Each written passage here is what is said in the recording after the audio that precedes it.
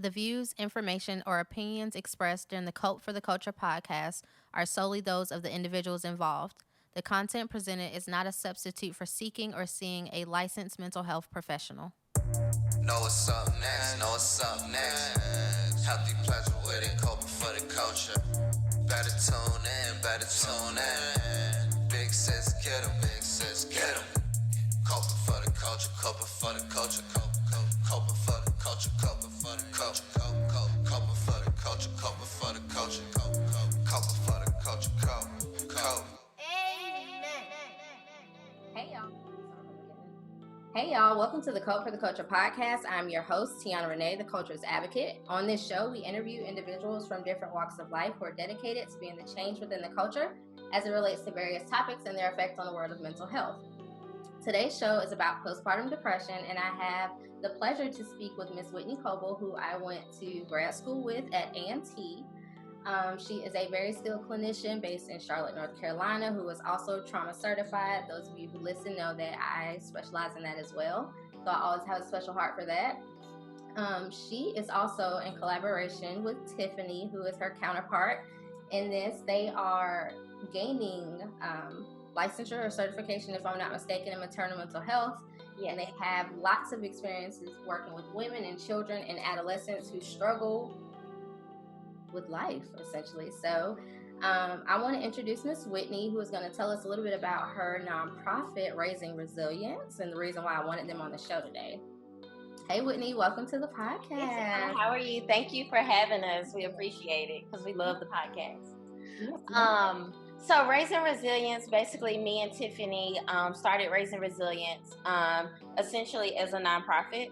And so the nonprofit piece would be able to help at-risk women, especially women of color, and especially African-American women. Because when you Google services for women, especially African-American women, there's really not a lot of resources for us and things that we experience it and how we experience it. So our interest became in maternal mental health because there's really a lack of resources for women. And then with us starting off as first-time clinicians back in 2015, we saw a lot of teenagers that would be in DSS care, and they would be separated from their baby. So that causes a lot of turmoil upon the family and upon that child. Right. So we initially said we want to start a nonprofit to give housing to pregnant teenagers. But then once we got more involved, we saw all of the need here in Charlotte for women of color when it comes to maternal mental health. So that's how we are bringing now into the private practice realm. So the nonprofit will be to give things to women in the community that they need mental health wise, and then our private practice will be able to give those therapy services to those women as well. So it's kind of merged together. Yeah. So to hear, and I know because I'm in the world too, so I know that there are very limited resources when it comes specifically to women of color. But it's mind-blowing to me because for those of us who know the statistics, we're the ones who are more at risk of experiencing certain things during pregnancy and labor and postpartum and all this. So it's like, you would think there would be more out there. And there's not. Y'all to come up here too, just because it's so needed. It is. So needed. And just from personal experiences with like people that I know and love who have had some very traumatic things that have happened to them and not being taken seriously. That's true. Shout out to y'all. Y'all are definitely my special shout out for today because one, y'all are both women of color doing this work for women of color that is so important. We know representation matters. We know that there isn't a handbook for parenthood or motherhood, or it's really not the case may be. And people need resources and help to be able to navigate that. And the fact that we just expect that to be known. That's very true. From a parent is unfair. So I just want to shout y'all out for doing that. I really appreciate it. You'll have some time at the end to plug all the wonderful stuff. Okay. Cool. I'm excited about that. Okay. So I always like to ask my guests, because all about self-care and taking care of ourselves. That's the reason I started this podcast. So what would you say is your favorite self-care practice? Favorite self-care practice? Let's see. Okay, so I've really got into mindfulness and like Ooh. I'm not really like a meditation person. I haven't got there yet, but I'm into like different things, like the Calm app. Okay. It's another little app I use, Breathe, where you really focus on calming your body down. Like, I feel like a lot of times we're so wired to go, go, go. And I'm that type of person, like all day I'm on go. And when I sit down and take a break, I feel guilty about it. So I really take that time, especially since we've been in quarantine, but to really take that time and find a quiet place to literally like work each and every part of my body to shut it down and just focus on that one part of your body and have like a clean slate and to be able to focus. Because I'm a person, my mind runs constantly. So being able to shut that down is very hard for me. And another thing for me is especially music. I think music is a wonderful coping skill. When it's music you enjoy and music that can put you in that good feeling space. Music is so powerful upon the brain anyway. So those are my two things, especially mindfulness and music. Those are really my two things. Yeah. So are you familiar with Sparks, the therapy model? Yes. So I'm being trained in that now for people who are listening. It is a group-based therapy model for teens and adolescents who deal with chronic stressors. Yes. But a big part of it is the mindfulness. And it's funny because I'm being certified now. And when you're in the group and you're going through the stuff and you're teaching the kids, and when me and my colleague practice together before we do the group, we're like, oh no, I need to use this. And we're pulling stuff out. And I'm doing a lot of stuff from the Sparks manual. So I'm like, look at this. I'm helping other people, but really helping myself. You don't think about how much it would help. And at first I was like, I don't like this, because I started using mindfulness when I started yoga. Okay. And it's this girl named Bethany Louise on Instagram, and she's wonderful when it comes to yoga, and she incorporates that mindfulness in yoga. And I love it. Like, yoga is like my thing. Now, I can't do the moves as well, but it really helps me to calm down and focus on my center, like my core. And it's so helpful. So actually sitting down and using them is so helpful, because we forget about them. You do. And it's like, you tell people this stuff every single day. Like, yeah, but when I get home, I'm just tired. I don't even want to do anything. That's true. But yeah, I mean, it has definitely been helpful. And yoga with the poses and stuff, like, just the more you do it, the more comfortable your body will get with doing it. That's true. And that's a big part of why I want to go into private practice too. And shout out to y'all for jumping out there and already doing that. But like, you have so much more room. You do. The things that you want to do, because I believe in holistic mental health, not just exactly. Therapy. Yeah, therapy is great, but there are other things too that can help that process. And in combination, you doing the thing. So I'm like, it's just, I don't know. I love it, but I know everybody else doesn't.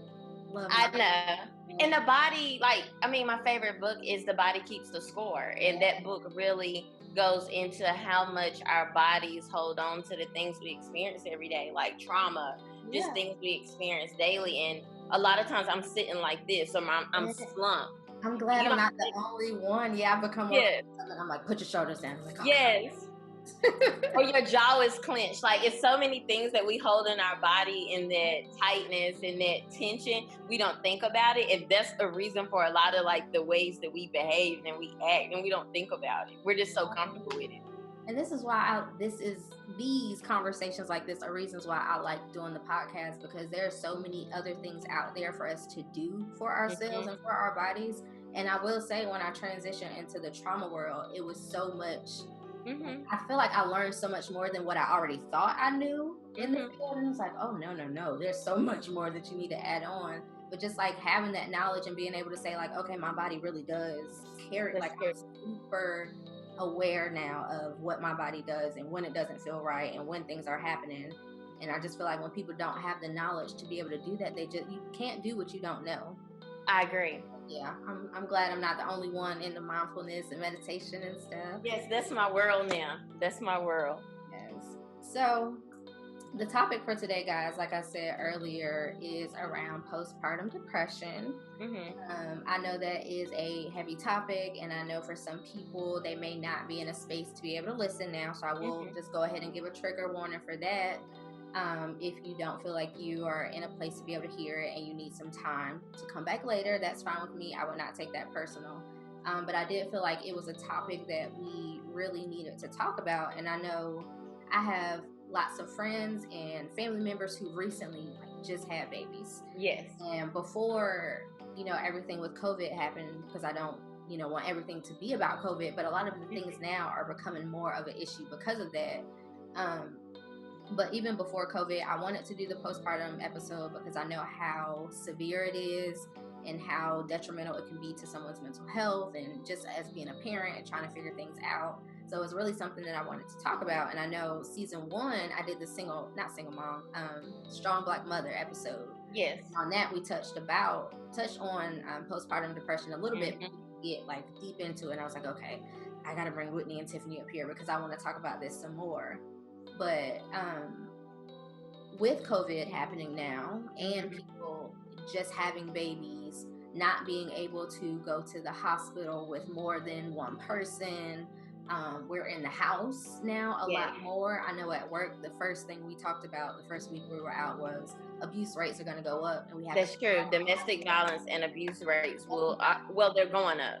They are going up because now, whereas there was a separation, there's not a separation. That's true. People are having to learn how to exist with one another, and we know a lot of times people either go to work or school to escape their home life, and now they don't have that. So all of those reasons are why I wanted you guys to come on. So what is your experience with postpartum depression? I know you guys have some experience with that. So I know, speaking for Tiffany, because her daughter is 2, we didn't know all this information. We were just like, oh, we're therapists, we do therapy work, we work with kids. So when Tiffany had her daughter, and then we took this maternal mental health training, she was like, wow, I really can relate to some of these things that I'm seeing here. And hers was more of the postpartum anxiety, which I'll talk more about the different categories. But hers was that anxiety, checking her baby's breathing, making sure she's sleeping, making sure she's eating enough, just having to be in control of those things and making sure those things are in order, and just having that sense of control. So when we went to that training and those things were standing out, we're thinking, if we're therapists and clinicians in this field and we don't even know it, how are women who aren't in this field, how is it impacting them? How is it impacting our sisters, our cousins, our family members, our moms? So even the generations before us, our grandparents, when that information is not out there, you don't just see that information up. So that's what really stood out to us when we were like, hey, there's no clinicians that look like us that are doing this. When you Google it, it's women that don't look like us. Even in a webinar I was in last week, they had all these clinicians, and none of them look like me. None of them look like you. Nobody on that panel was an African American, right? No representation, clinician. Yeah. And then I think another thing that really made us want to get into it and make it our niche was, this week was Black Maternal Health Week. Yeah. And as Black women, we die 4 times more likely when it comes to childbirth than any other race. So we're dying, and over 60% of those deaths are preventable. And they're preventable because in the medical field, people aren't listening to us when we say we're in pain. Right. They think we're more susceptible to pain. And I think that trauma within that, imagine being in pain and you're giving birth and you're telling someone, I feel like I'm bleeding, I'm hemorrhaging, and no one's listening to you. And I think another thing, the big story of this girl named Kira with the show The Resident, they made an episode after her.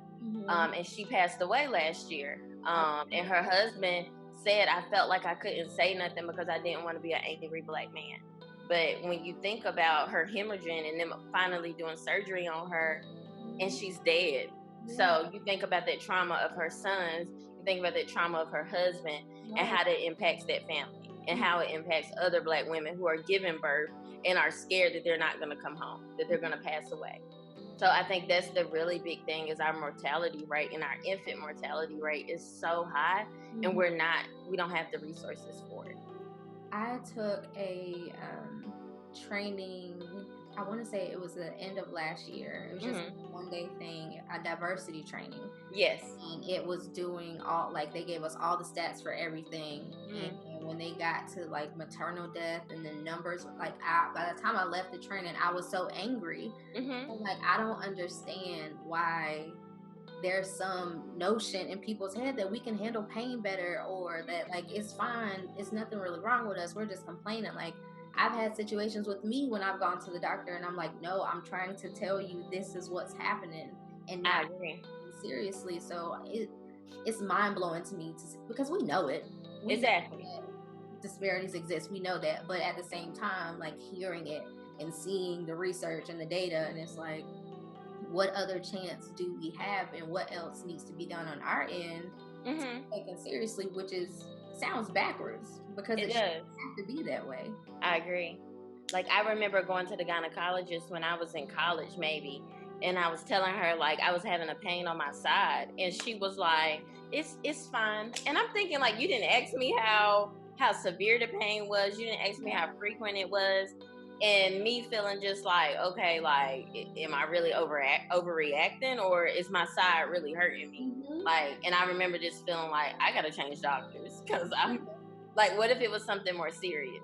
So the unfortunate part, you shouldn't have to advocate so hard for yourself in the world. Like, it doesn't make sense. But as a Black woman or a woman of color, because we know it's not just us, like, there are other races of Black and brown people who are at the same rates as us, and it's like, it doesn't matter. I think the thing that stood out to me, it was like from early teens up until like 40, the death rate was the same across, and I was like, it doesn't even matter. It's scary. There's so much difference in that age that it didn't make sense to me. But yeah, so I mean, what are your thoughts on the pressure that women feel after having a baby that kind of leads? Because I think it's a huge transition. Like, it's a huge transition from being yourself, like your individual self, going through your pregnancy. And then a lot of times we don't talk about that fourth trimester. That's postpartum. Yeah. And so if you're a first-time mom, or even if this is your second or third child, with postpartum, you just don't know what to expect. Like, that pressure to, I can do it, I'm okay. This is just baby blues. Like, a lot of times, moms that we work with, or even fathers, like, baby blues should only last from those first 2 weeks when you have your child. And that's just a little bit of sadness. That's those hormones shifting. That's that first 2 weeks. But a lot of moms don't know how to distinguish versus this is just normal, or is this baby blues, or okay, like, now this is going into postpartum depression or postpartum anxiety. And a lot of times they don't know this doesn't have to be depression. Like, the term is perinatal mood and anxiety disorder. So that's your anxiety, that's your OCD, that's your PTSD, that's your psychosis, where you're having intrusive thoughts, like you're having thoughts of harming yourself or your baby. And you're sitting here contemplating, like, why am I having these thoughts? We went to a training, and the lady said she constantly had thoughts of making a mistake and hitting her baby's head on the counter. And she was like, it just kept replaying through her head, like, I'm going to make a mistake when I'm in my kitchen and hit my baby's head. And she was like, how do I tell people that? Like, people are going to think something's wrong with me. Like, if I tell them I feel like I'm going to hit my baby's head, or I can't sleep at night because I'm scared my baby is going to stop breathing.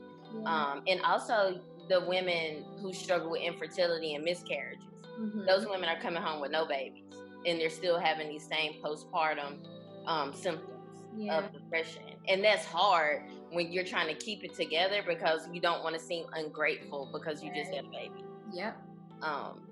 And it's hard because you just don't want to feel like I'm not being grateful for what I'm giving. And then people don't understand. Like, they just don't understand what those symptoms look like.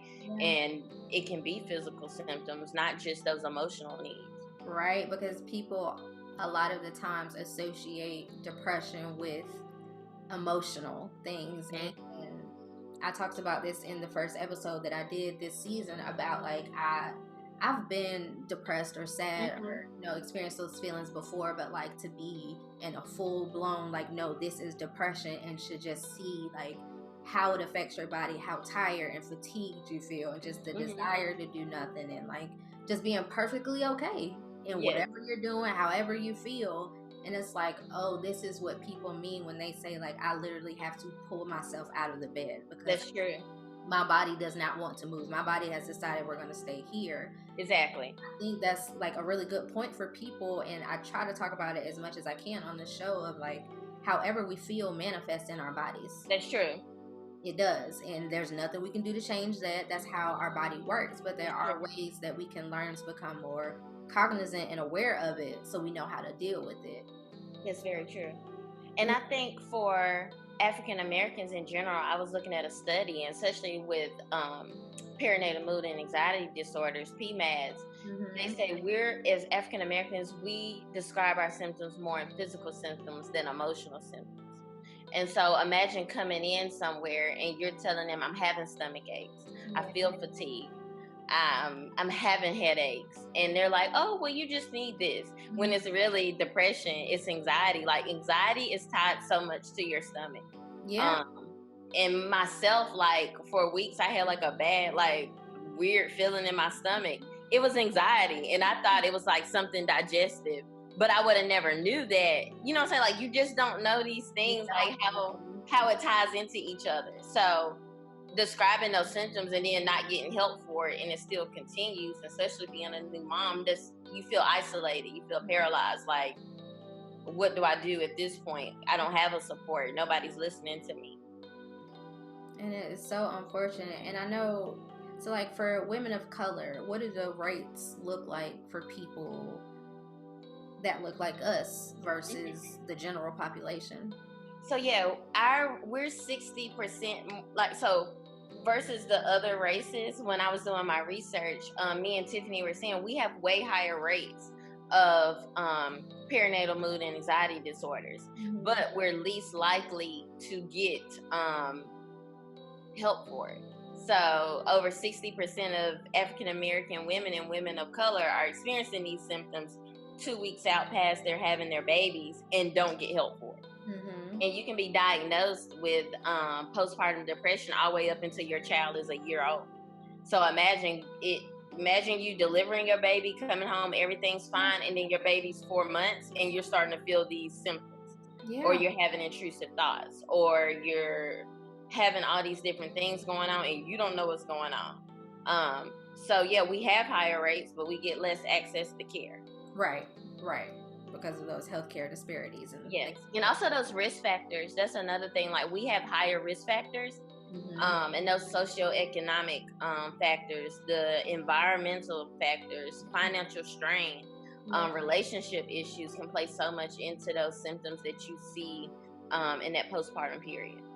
And I didn't even know that it could last up to a year. Like, but it makes sense because you think about, you're pregnant for a whole 10 months. Yes. Pregnant. And then you have your baby, and then now it's like your body itself needs time to reset and get back to normal from being shifted and organs being in different places. Exactly. The amount of hormones in your body. And so, like, your body is transition, and we know anytime a transition comes, that can come with other things. So it makes sense, but to hear like a whole year out.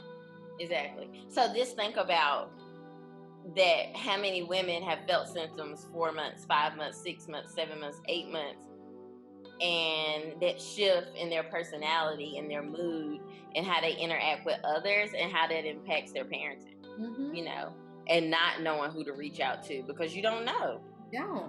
And you don't want to feel like less of a parent, or like you can't do it, or you're incapable of being able to be emotionally stable for your, like, there's so many Exactly. consider. And that's why I asked about how you felt about the pressure, because I can imagine that those things as well, which you said, like relationship things and such as that, but I can imagine that makes it so much more difficult. And that pressure of, I'm having to go see a therapist and my baby is 2 months old. Like, what's wrong with me?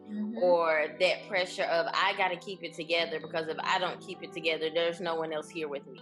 Like, or being that single mom and it's just you. Like, if I can't keep it together, how can I be an example for anyone else? Like, I just think it's so much pressure a lot of moms tell us, I was just trying to keep it together. Like, I was just trying to seem like everything was okay. But it is okay for things not to be okay. Like, that's what I always tell my moms. It's like can help you more if you say, hey, things just ain't okay, versus you being like, no, I'm good, I'm okay. Or even that 6-month checkup when you do your postpartum screener, just going through it and just checking no when you're literally sitting there about to cry, or you're having these thoughts of, I want to harm myself, I don't want to be here, or you're not sleeping, like you're sleep deprived, but you don't want to say nothing because it's that pressure of, I gotta hold it together, or they're gonna take my baby, or they're gonna send me to the hospital, or just that pressure of, you don't believe in mental health, like you don't believe in mental health disparities. That's not your thing. You think, oh, if I can pray it away, or I can find other resources, like that's a lot to deal with. It is, and it doesn't surprise me that that's the response that moms give of trying to hold it together, because we know in the community, the Black woman most times is a staple of the family. She holds everything down. She takes care of everything. So that makes sense to only translate into, yeah, I'm struggling inside, but to make sure everybody else is okay, to make sure that my baby stays home with me, to make sure that I don't, lose my job or whatever the case, I'm just not going to say anything. Exactly. And the other part of that too, I remember when I was in undergrad, I had to do a paper. I can't remember what class I was in, but I had to do a paper, and it was on postpartum depression, but with men. Because the other part of that is that we don't talk of, like, we think postpartum, oh, the woman is depressed after having the baby. But we think about on the flip side with men, they don't get the same 9 months that the mom gets. Like, the mom gets that 9 months to grow the baby inside of her, connect, do all of that. They're with you for the 9 months, but that's the most that they can do within that process. Exactly. As soon as that happens, the baby's born, now you're a dad immediately, whereas mom has already been mom. That's true. And so what have you guys seen, or like what is... Yeah, so when me and Tiffany first started and we went to that training in Chicago, they talked about it. And they talked about there are not many resources for men. Like, and when you Google those resources, there's a picture of a little white man there. There's not men that are different colors. So imagine being a man going to Google, like, you don't even know what to Google. Like, one man, he was like, I didn't even know what to put in Google. I didn't even know who to reach out to. Like, who do I go see a therapist for this? And so they were talking about, first, when you look at men, you have to look at what it's like to have a partner that's going through postpartum depression or postpartum anxiety, and you having to be that support for her. And your support is not enough, or your support is not helping, and you're taking on that self-blame. Then you have to also look at because it's a such thing as parental postpartum depression, and that's what impacts men. And there's been studies and research that men go through hormonal changes just like women. Those first few months, their testosterone levels drop. I forgot the percentage, but their testosterone levels can drop as well, which can cause a shift in their mood. They can make them more aggressive, more irritable, more mood changes. And I think they don't think about that men kind of go through that same cycle and transition as women, and especially going through that yourself and having to support someone who's going through that, and then tying in those relationship issues. So then on top of that, you got new baby thrown into this whole new thing of trying to cope, feeling discouraged, especially if mom is breastfeeding and you just sitting there like, how can I help? How can I be able to do this? Right. So yeah, it's a lot. And then it's a documentary on Netflix called Babies. And they talk about how men and women's brains are wired different when babies are first born. And they highlight and talk about the brain structure, which is really good to understand being a new parent, or even before you have kids. So they really talk about that. That's really, I mean, I'm glad that there is information out there, because that was years ago when I did it. But for it still to be something that's talked about, something that people are putting resources into to be able to support this population, because I mean, when it comes to parenting, I think a lot of the times it's assumed that the one who's going to rear and do all of those things are the women. So we associate all of the mental health related things to the women, and then the man they aren't afforded the same opportunity to. It's very true. Right, because I can imagine a man saying, I have postpartum depression, and somebody's like, what you got going on? Yes. You didn't have a baby. Wow, what's wrong with you? And so how have y'all seen of like men actually coming and being a part? So that's something we're actually working on, me and Tiffany. Tiffany thought of the idea, and I was just like, that's a really good idea. Is we were going to we're working on starting like a 6-week workshop. And there's a lot of things through the hospital that's like parent boot camp. But those are things like changing a diaper, fixing bottles. Let's talk about the mental health piece and the relationship piece of that, and what it's going to look like when this baby gets here and I'm screaming at you and I'm having rage and I don't want you near me.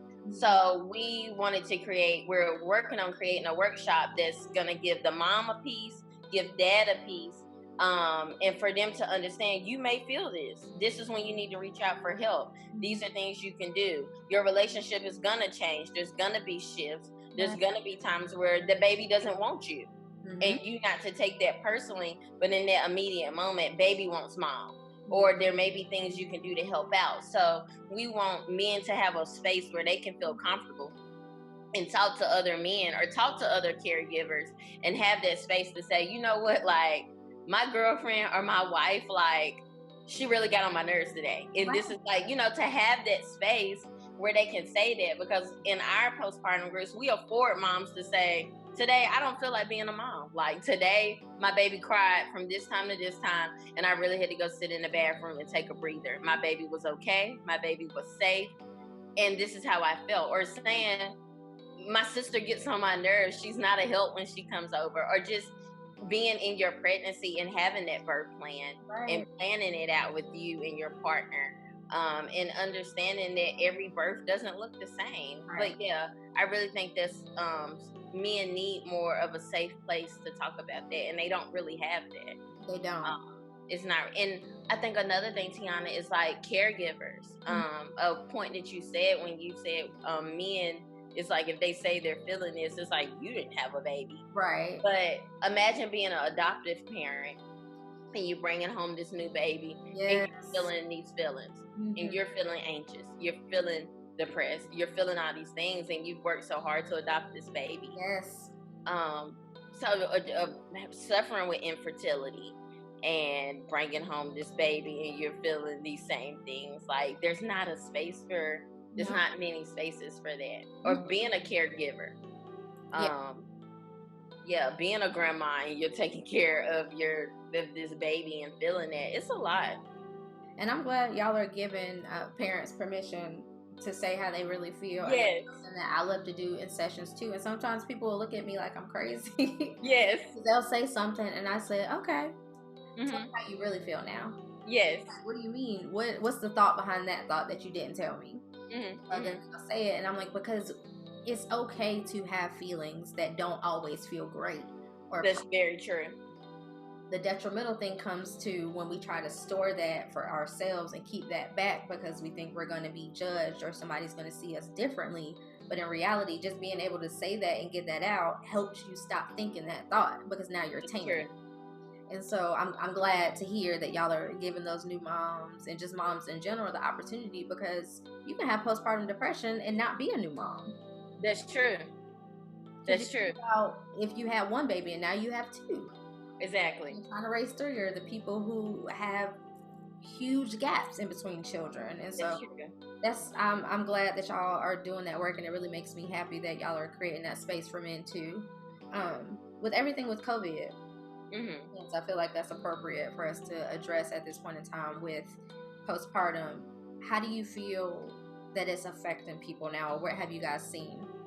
I think the biggest thing is feeling back, like, so for the moms that's already had their babies, it's almost feeling like you're back within those first few weeks when you're kind of stuck in the house with the baby and you're trying to keep people out and you're just trying to get things going, because a lot of women don't have a birth plan, and that birth plan could look like, okay, when you come over, take some trash out for me. Don't just sit here and look at the baby.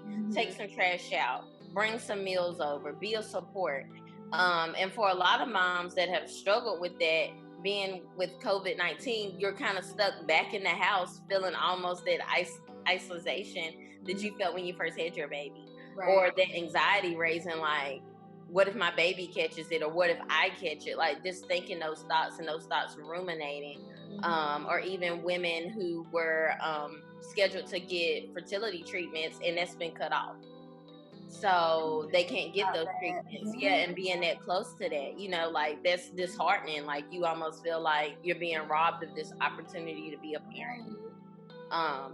So it's a lot of, or even women that aren't parents yet, like just feeling that anxiety of like all of this going on. You may have been preparing to want a child, but now this may put a barrier or just a downer on what your expectations are, or even being pregnant during this time. I know Sierra posted something the other day, and she was like, imagine what it's like being pregnant during this time.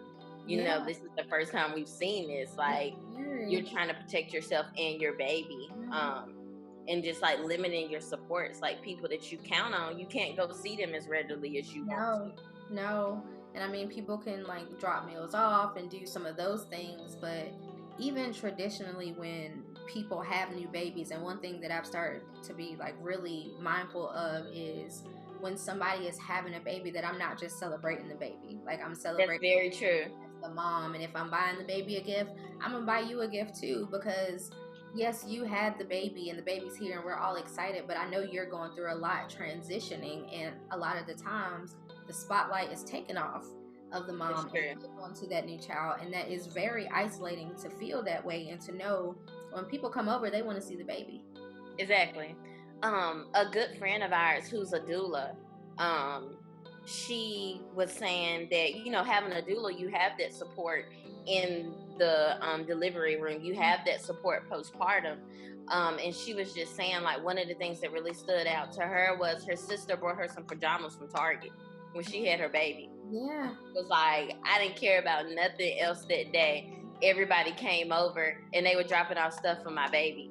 Yeah. So she was like, my sister brought me a pair of pajamas from Target, and I loved it. Like I was so excited because she was like, people didn't think about me. And even being pregnant now during COVID-19, imagine being pregnant and people just asking, is the baby okay? Is the baby okay? Baby okay? Right. And nobody asking how you're feeling because you're trapped in the house with this new baby. Yeah. Or you're in the house with this partner who's abusing you. Mm-hmm. Like, rates of domestic violence go up when you're pregnant. I found that out in a training last week. Oh my goodness. Yes, rates of domestic violence go up within your pregnancy in some relationships, not all. Not all. Yeah, that it goes up. And imagine on top of rates going up when it's already an abusive relationship, people think when you become pregnant, the abuse stops. It doesn't stop. Women are still being abused when they're pregnant, but imagine being in COVID-19 and being with this abusive partner, or being with this abusive person that you live with, and you can't go, like you said, you don't have school, you don't have work, you can't go over to this person's house because we're quarantined basically. We can only go for essential needs. So you're really stuck dealing with this person that's abusing you during these times, and that's a lot. Yeah, and having partners, because for some of the people that I know that just had babies, the anxiety comes from their partner having to leave the house and come back. Yes. You still need groceries and essential items, and you don't know who's at the grocery store and what's happening when they go out. And if, you know, regardless of how safe we are, everybody else is not that same level of safe. And so it's so many factors I felt like were in play now with this COVID thing, because we don't have the same life that we're used to. Exactly. And I think about some of those clients, like imagine participating in therapy and you've been going to your therapy sessions, and now COVID-19 has came, and you can't do your teletherapy sessions because this person is in the home with you and they're listening and they want to hear what you're talking about. And let's say your session, like your sessions focus on this person being abusive or relationship issues, or you just want to talk about I'm feeling anxiety during my pregnancy, because those symptoms can come up in your pregnancy, and this person being like, so what was you talking about in there? Or why are you getting therapy when you're pregnant? Or why are you engaging in this postpartum support group? Like, imagine that feeling of now that's been taken from you, or having to do it secretively. It's a lot to deal with. Yeah, and I'm glad you brought up the virtual group that you just mentioned, because that was another thing that I wanted to ask you is what resources are out there. Like, I know that you guys are doing everything within Raising Resilience, but outside of that too, on top of what is out there for people to be able to utilize during this time? Yes, it's several resources. We do our postpartum groups.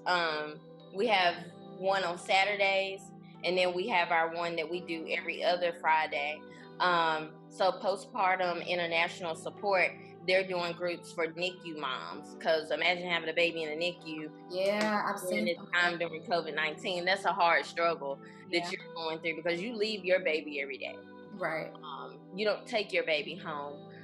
They're doing a lot of great things. Shades of Blue is another thing that caters especially to women of color. They're doing groups. They're doing IG Lives. Yeah.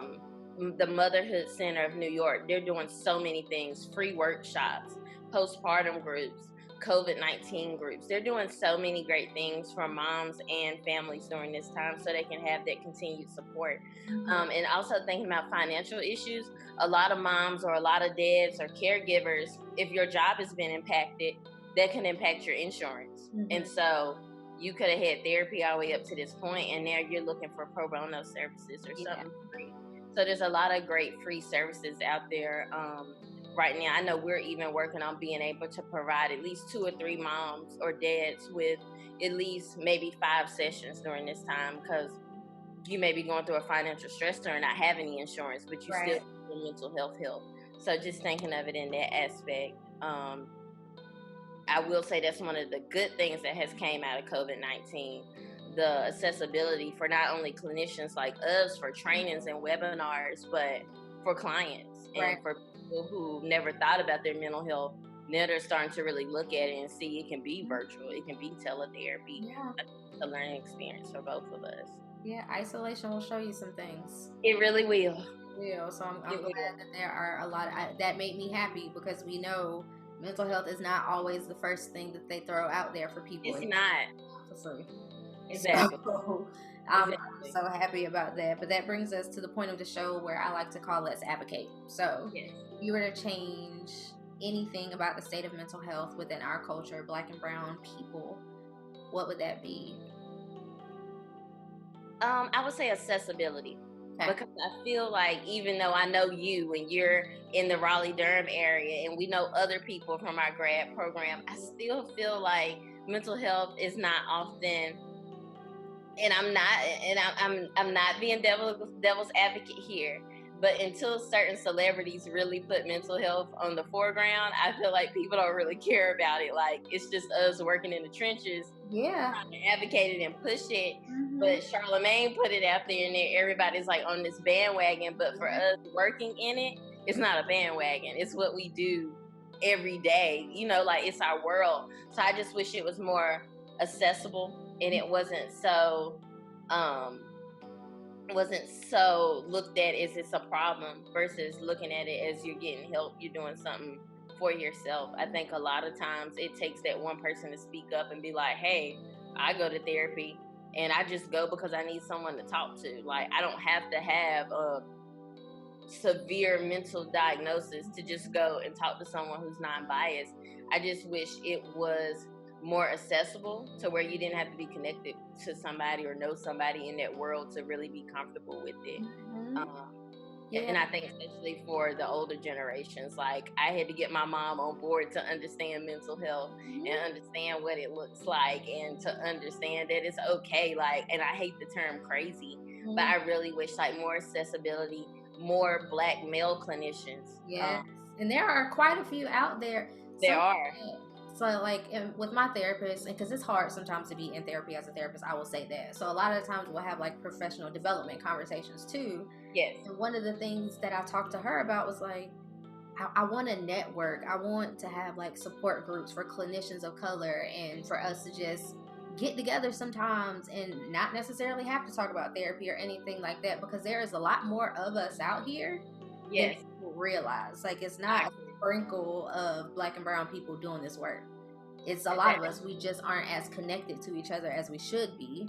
I agree. I think in a lot of times it's like a competition at times. Yeah. You know, and for us, it's like it's already less of us than them. So it's like we have to fight so hard to specialize our niche in what we do. But I definitely agree with you. Like, I wish it was more ways. And I think we're making progress in that area of us getting together and building that network of us.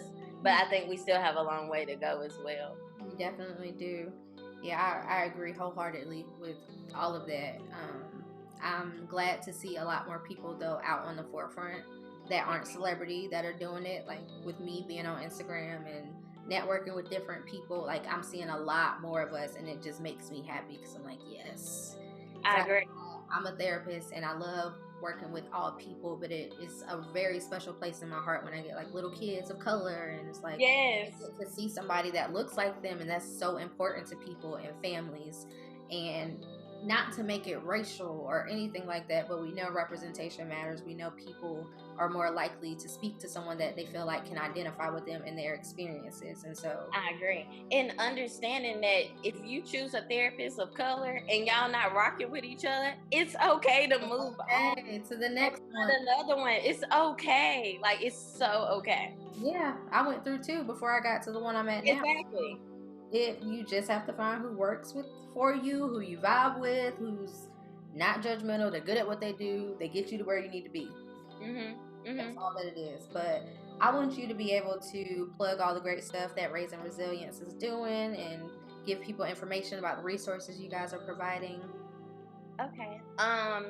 So on April 24th, we are having our postpartum groups that we do every other week. We're gonna have a pelvic floor therapist. Actually, she's wonderful. She's great. I love the work she's doing for women of color and making that a resource here for the women to understand your body and sexual things after birth and that pelvic floor and that core and working out, all of that stuff. So we'll have that Friday from 10 to 11:30. And those groups are always on that time. Currently, we're doing a giveaway for new moms on our page, where all you have to do is post a picture of yourself if you're a new mom, or if you're a mom of a toddler, any mom. We want them to post a picture, talk about your strength and resiliency. You can post someone in your family, cousin, sister, anybody that's a mom to you. Post that, tag us, Raising Resilience, and you can enter our giveaway. We have a new mom giveaway package, and we have some other great things. Our IG is raising.resilience. Our website is We Are Raising Resilience. And we have some big things coming for moms with those workshops, doing more community events, self-care events. We're working on another big self-care event possibly over the summer, depending on COVID-19. Yes, depending on if we're going to be outside or not. So those things, and we're going to just continue to have things. A good way to keep up with us is on Instagram. We post everything there, groups, events we're having. So all of that great stuff. Yeah, and I'll be sure to include like all your handles and tags and stuff in the show notes so that people can go through and see. Okay. And when I post your stuff on Instagram, I'll post that as well so people can connect with you guys and find you guys. Thank you. And I really appreciate you for coming on and sharing with the people what we're doing out here, and y'all are doing good work. I was so happy to see y'all enter into that realm. I work with kids. I don't ever think that I thought about the maternal health part. But Tiana, that also, we do school-based therapy. Yeah. So a lot of times when I'm doing those assessments for those parents in the school, I ask the parents, how was your birth? Like, how was your birth experience? How was it when you had this child? Because a lot of those things, those moms come out and tell me, oh, it was horrible during my pregnancy. I witnessed domestic violence, or I was depressed my entire pregnancy, or I had a traumatic birth and the doctor didn't listen. And then I have this child showing all of these symptoms. Yeah. Trying to put all of those puzzle pieces together, not just looking at those child's behaviors, but seeing how postpartum depression can impact the child's behavior and their temperament and their mood. Yeah, and I say that I don't think about it, and I don't know why I say this all the time, but I work with kids, which means I work with their parents. So I'll say like, oh, I don't know that I would want to do adult therapy, and I'm like, you literally do it every single day. I do, because a lot of working with children is working with their parents, because yes, you can teach them everything, but the person they go home with is the person who brought them here. So exactly, you have to be able to progress those behaviors or regress them. Okay. And you know that where this kid can be awesome in school or awesome at home, but you see those behaviors flip-flop depending on who they're with or who they're interacting with. So it's a big piece. It definitely is. But I definitely appreciate you. Keep doing all the good work that y'all are doing. Yeah, I just appreciate it. And as always, guys, thank you for tuning in to the Cope for the Culture podcast. I'm your host, Tiana Renee, and I'm out this thing. Bye, y'all. Bye. Thank you, Tiana. Thank you.